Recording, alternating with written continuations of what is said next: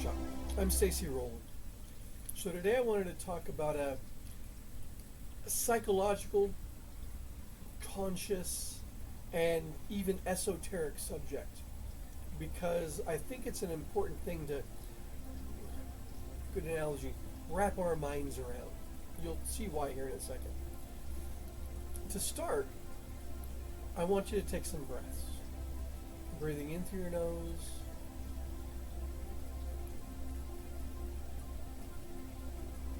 and then out.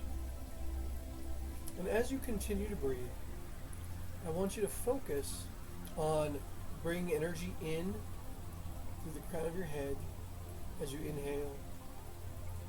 Bring it down through your body. And exhale out your feet. Now, why does this breath technique matter? Well, we're talking about the allegory of the tree. And the tree I'm going to show is a symbol for our place in the cosmos and consciousness itself. So imagining that tree as it reaches out into the sky, which we have always called the heavens. It sends out branches and it sends out leaves. And the leaves gather the light, and through photosynthesis turn that light into sugars and energies, food, that then goes down the cambium layer of the tree, feeding the root system. The root system sends out roots, the tendrils of the roots, and brings up nutrients from the soil and water, brings that energy back up through the cambium layer of the tree, back out to make more branches and more leaves, and to keep everything moist. So this happens throughout the season. It's a cycle. It happens daily as a cycle. This is as simple as we get when we're speaking of the tree itself. But the image of the tree shows up in lots of cultures throughout the world and through a lot of the ancient symbolism. And I think it's meaningful. And the reason that we're speaking about it is because we're speaking about symbols and analogy and allegory and how these things well up out of our it's called the unconscious. It's the collective unconscious. So basically, as a being, each of us is plugged in to a greater unconscious field, and we come up with symbols that represent very profound aspects to us. And this world tree allegory, this symbol, comes up, and it tells us about reality. In the Kabbalah, there is a symbol, a map. It is called the Tree of Life. And we're going to come back to the more westernized Christian version of what the Tree of Life is later. But in the Kabbalistic Tree of Life, it's a diagram, and we start at the base, which is Malkuth. It's the foundation. It's the earth, and every sphere, Sephirah, from it we rise up and we become more and more closer to the divine, and that's how we rise up the Tree of Life. That's the goal in Kabbalistic practice, to create the opening so that we can communicate with the heavens. In the Hindu, we have a chakra system. And the chakra system is a central pillar of energies, spheres, wheels in the body that are from denser to lesser concentrations of energy. And as we open each one, we connect this channel from the foundation to the divine. And so we can harness the divine and bring it into reality. Well, again, these are tree symbols. And it shows up in lots of cultures. And I wrote these down, so I'm going to look to the side because I can't remember them all. So, in the Egyptian, there was the goddess Nut. And she's represented as a umbrella shape. And she's made of stars. And obviously, we see that, there's the sky at night, and she's the creator of the gods.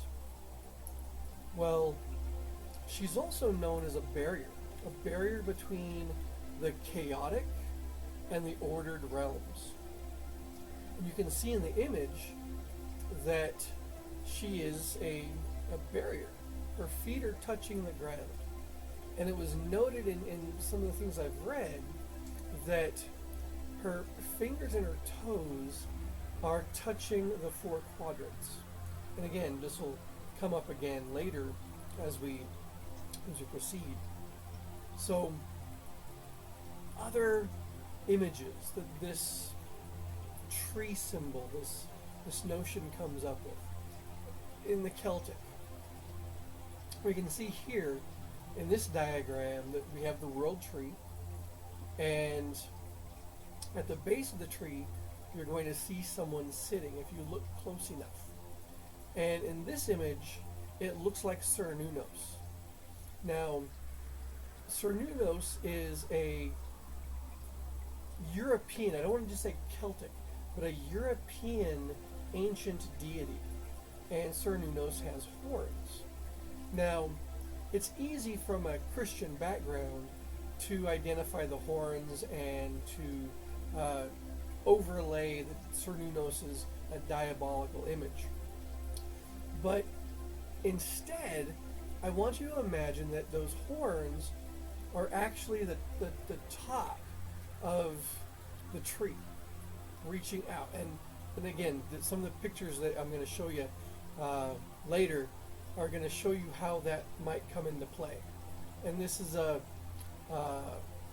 imaginative play.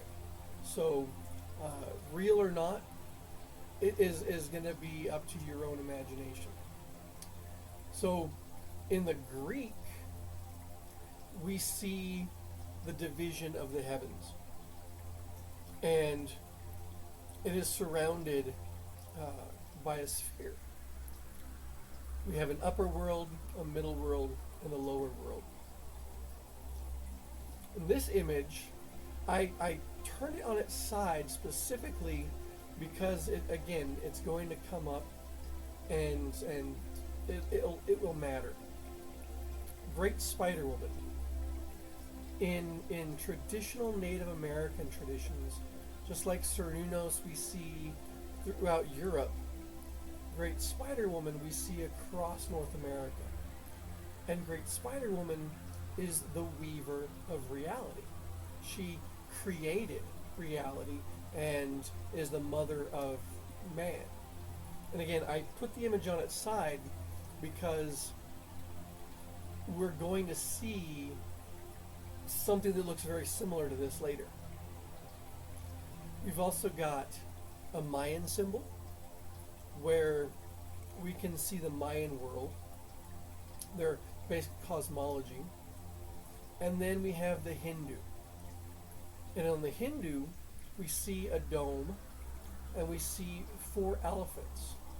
And the 4 elephants correspond, much like what we had with the Celtic symbol, where we see a coordination system made of stones in this picture, where we can see a center, and then again, what were they called when I was speaking of Newt? the cardinal points. And we see the same cardinal points with the elephants in the Hindu. So, what does all this mean? Well, what this means is, if you can see this, the similarities in these symbols, it's because we're speaking to ourselves about reality. In each one, there's a central pillar, and then there's a dome, and reality is inside of that dome.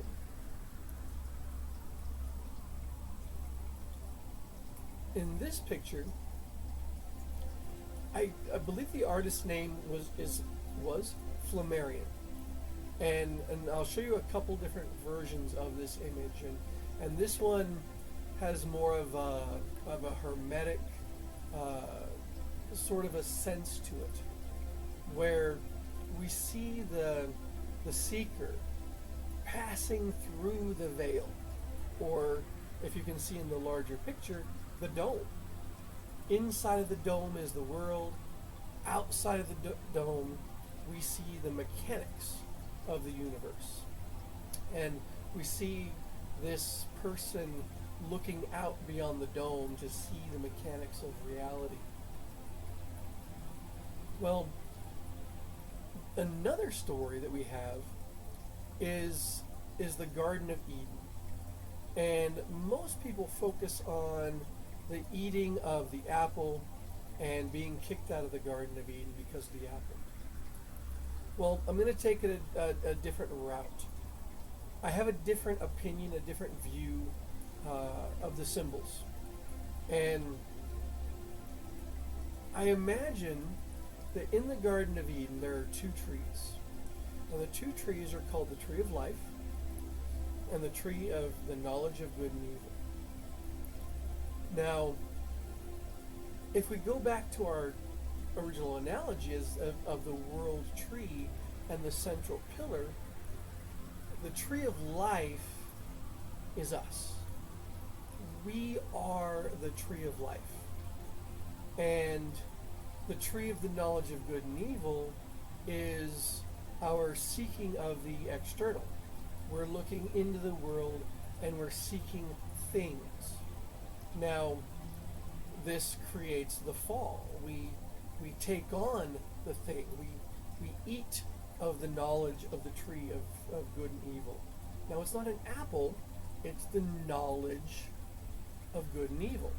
We reach out into the world, and instead of being centered in ourselves, we are externally focused.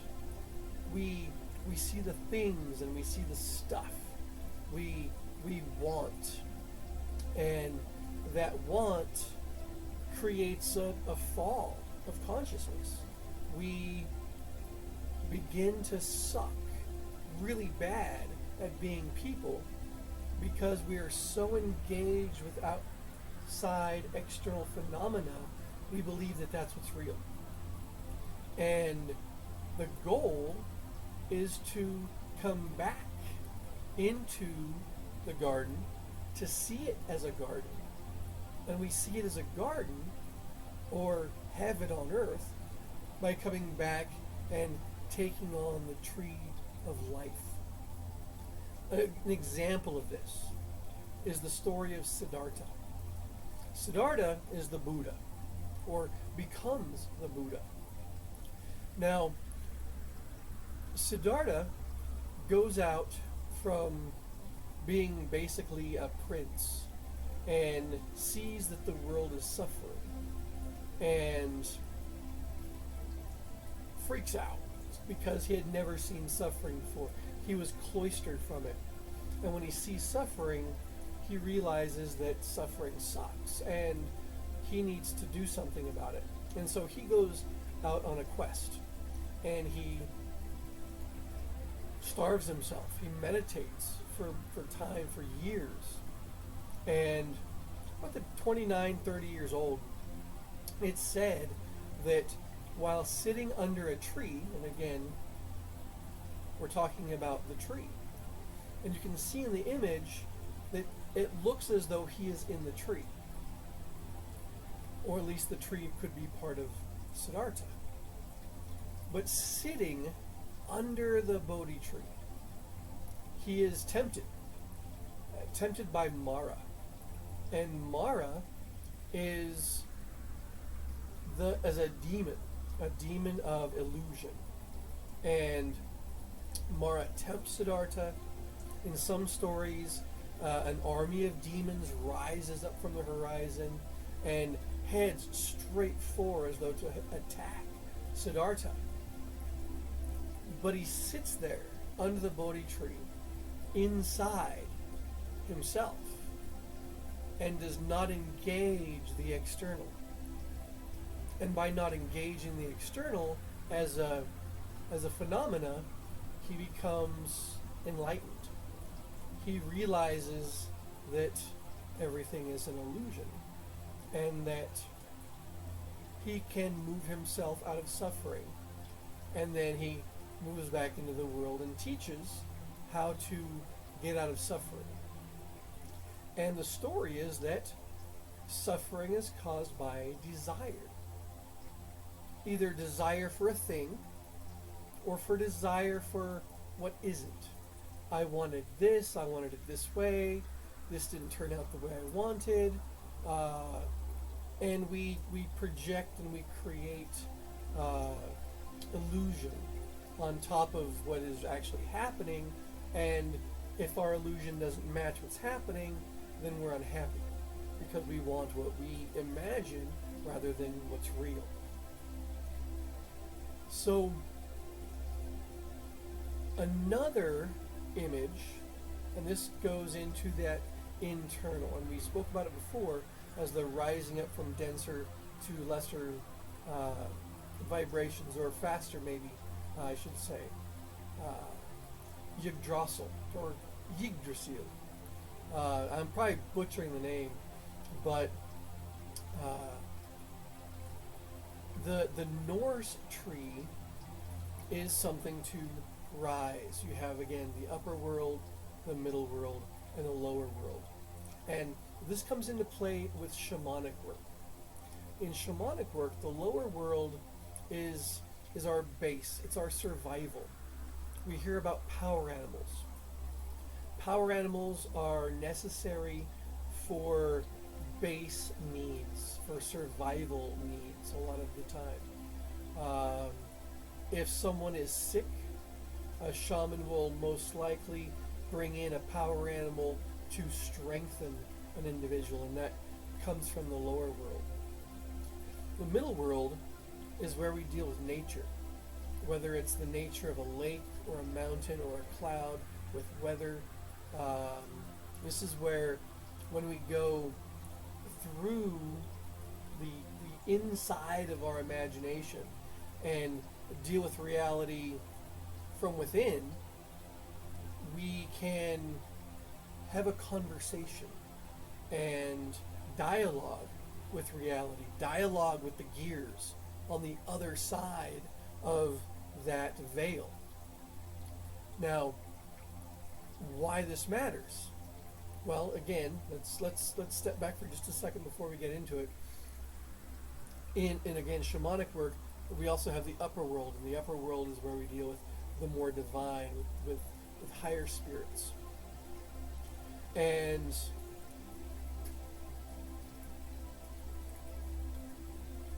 looking at all of these different these images, again, all stemming from our collective unconscious. In nature, there's this phenomena. We see it with magnetism. We see it with storms. It's called the torus.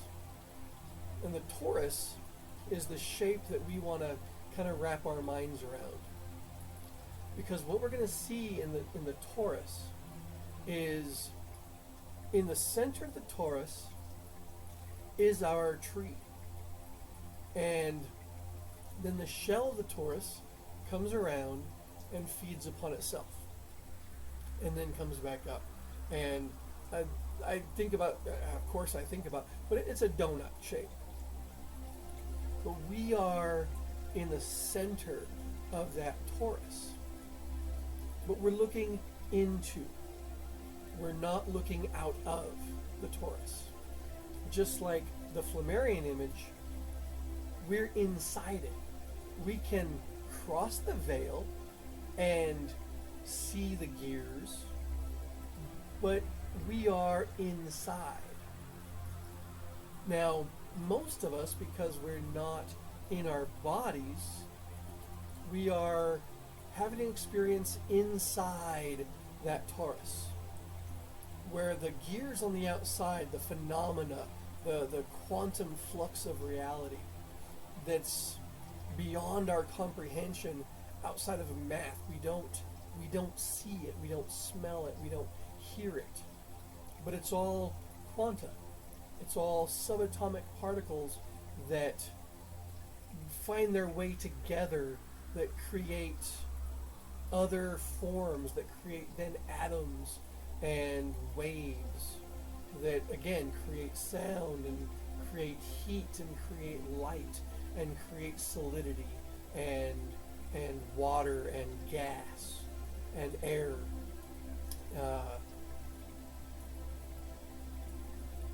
Because we're inside that torus, looking inside, what we see is our illusion.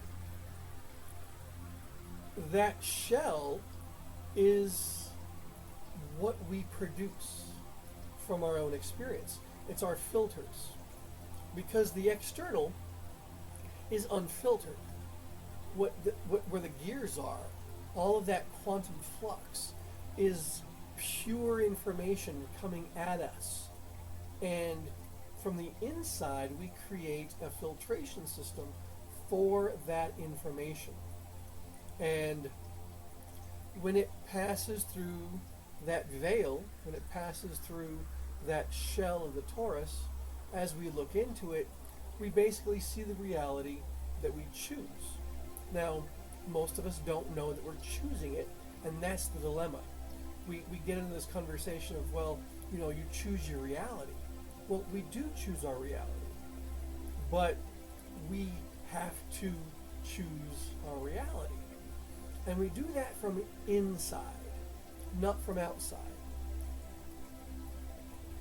When we think about choosing our reality, it's not, do I prefer the color blue or do I prefer the color red? Because that's a choice. Which one do I choose?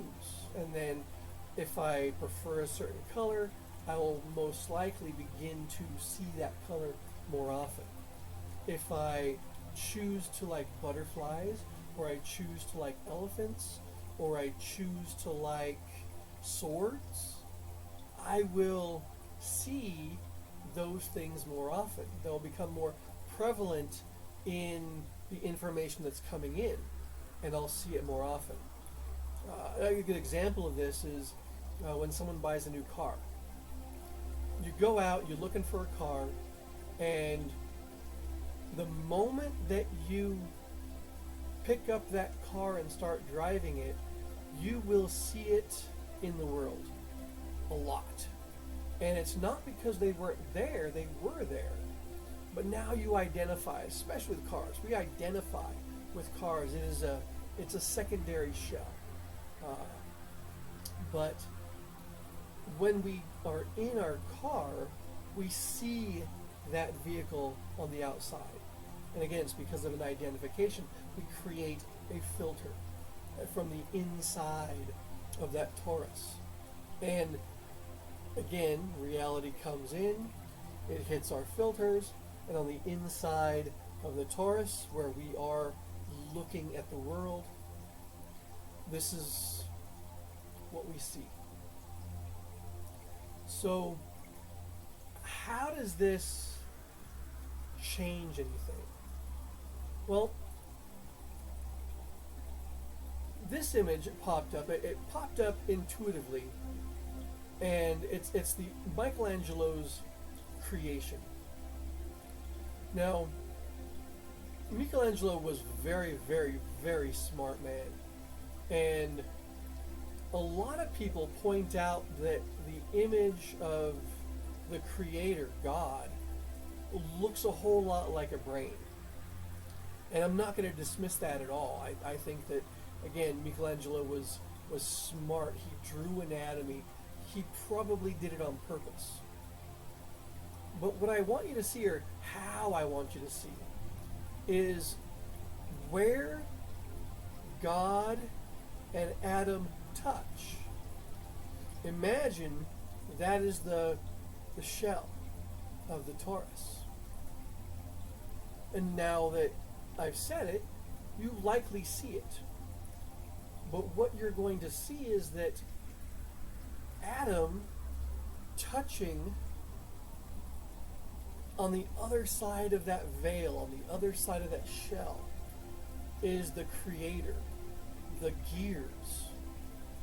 But it also looks like the brain, because we are looking in.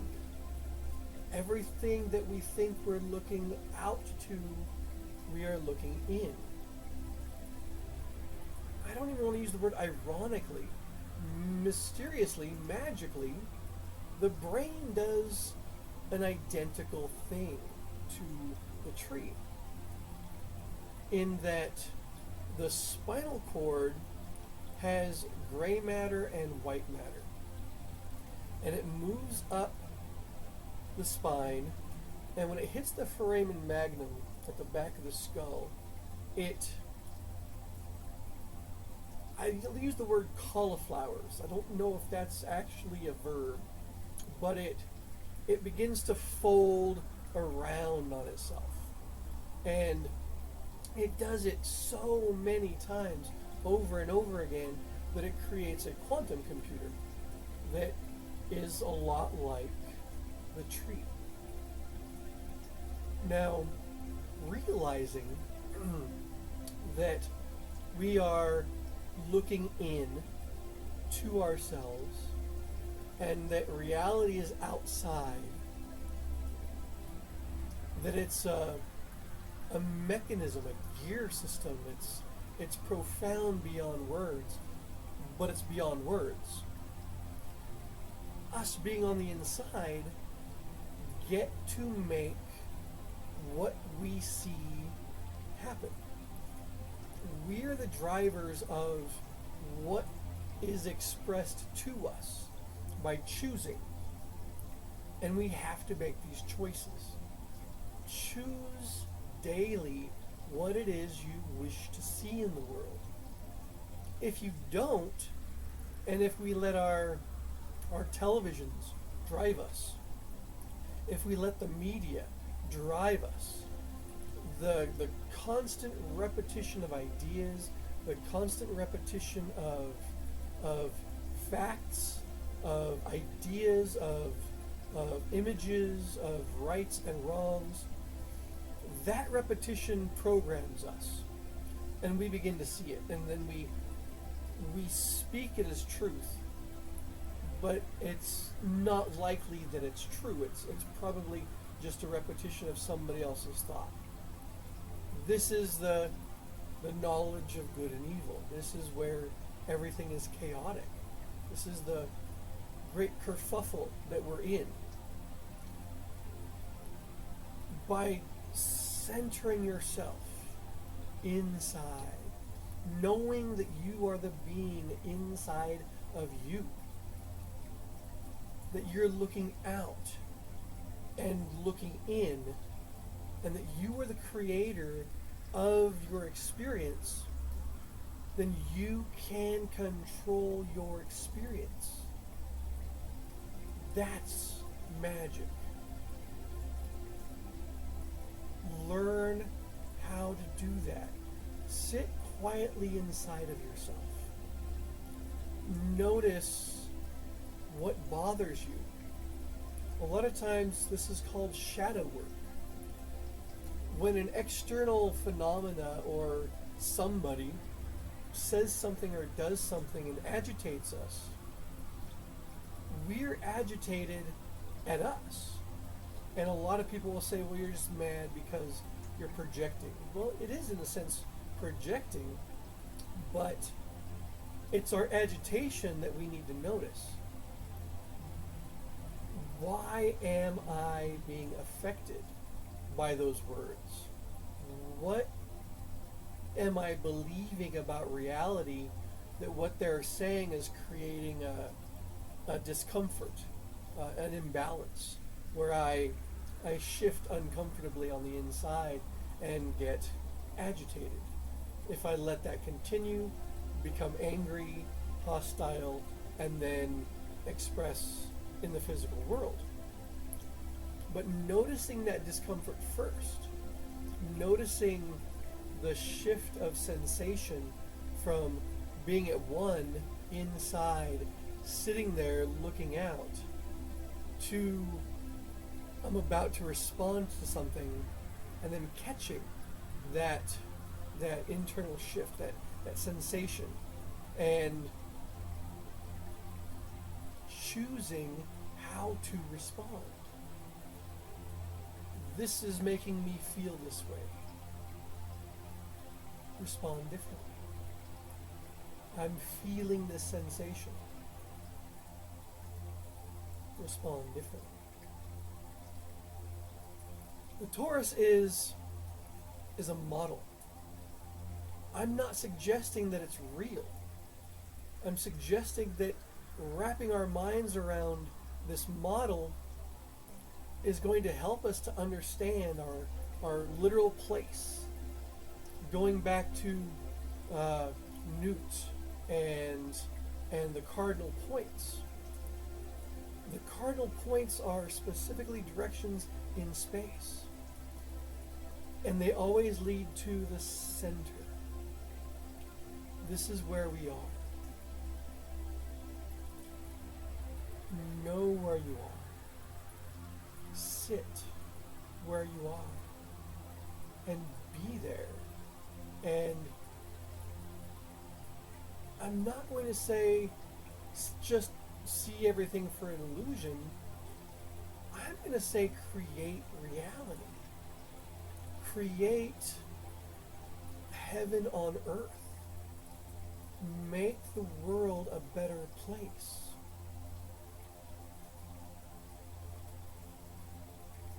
Love. Be joy. Share your gifts. Share your knowledge. Share your wisdom.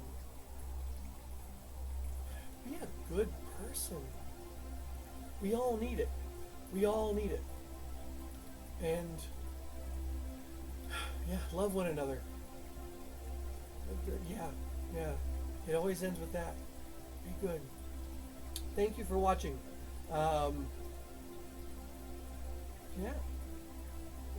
Allegory of the tree. I think that was it.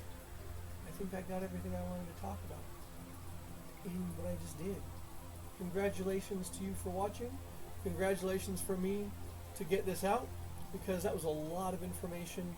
And yeah, play with that. See what it does for you. Let me know what it does for you. Hit the like button because it helps. Hit the subscribe button if what I speak helps you in any way whatsoever, because more is coming out. And yeah, that's exactly how it happens. We share with the world. All right. Have a blessed day. I'll talk to you later.